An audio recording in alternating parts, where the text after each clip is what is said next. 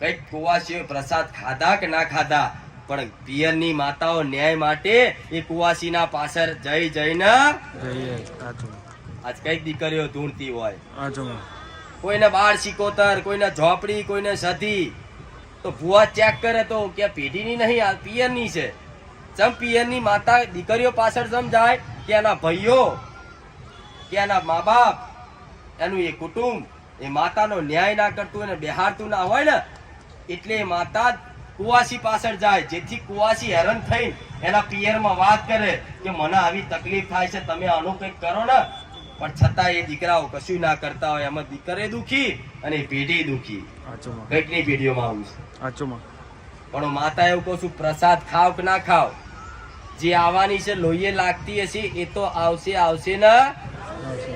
કદાચ તમને ચક્કર અચાનક આવી જતા હોય કોઈ દીકરી, કોઈ ભાર